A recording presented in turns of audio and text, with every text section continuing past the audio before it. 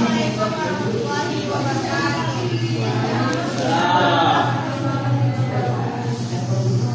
Saya akan mempresentasikan buku judul yang pertama, pengantar ilmu Al-Quran. Pengantar ilmu Al-Quran dikenal sebagai ulumul Al-Quran. Ilmu ini mencakup di berbagai bidang seperti tafsir, tajwid, sebab turunnya Al-Quran, dan sejarah penulisan Al-Quran. Periode turunnya wahyu 23 tahun. Yang pertama itu penurunan awal, periode Mekah, periode Madinah, proses pembukuan dan pengumpulan. Yang pertama masa Nabi Muhammad SAW, yang kedua masa Khalifah Abu Bakar, yang ketiga masa Khalifah Utsman bin Affan. Yang kedua judul dasar-dasar ilmu Al-Quran. Ilmu Al-Quran adalah ilmu mempelajari tentang Al-Quran, kitab suci umat Islam yang diwahyukan kepada Nabi Muhammad SAW. Yang pertama ilmu tajwid, ilmu yang mempelajari cara membaca Al-Quran. Hukum bacaan yang perlu diperhatikan. Yang pertama hukum mim tabligh dan tajwid hukum mim mati. Yang kedua hukum lam definisi.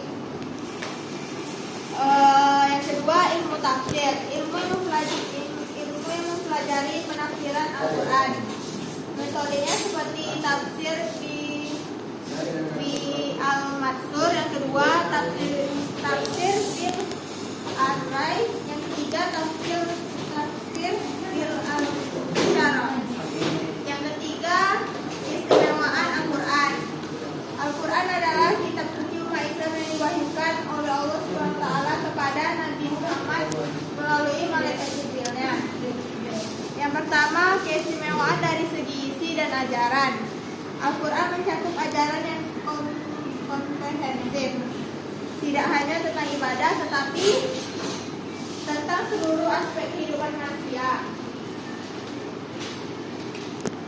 Yang kedua, keistimewaan dari segi bahasa dan sastra.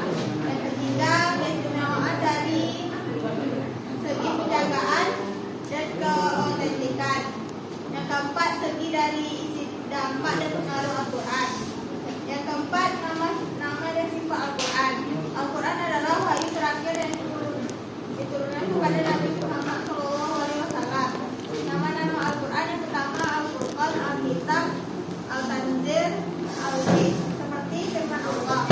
Yang kedua, sifat-sifat Al-Quran. Yang pertama nur atau cahaya. Yang kedua mau'idah, nasihat, sifat, obat, hudan, dan rahmat. Yang ketiga mubin, menjelaskan, busyirah, berita gembira, aziz, mulia. Yang kelima pengertian makkiyah dan madaniyah. Yang pertama pengertian makkiyah, yaitu sebutan untuk surat atau ayat Al-Quran yang diturunkan sebelum Nabi Muhammad hijrah ke Madinah. Tiga perspektif utama. Yang pertama berdasarkan waktu, tempat, berdasarkan sasaran.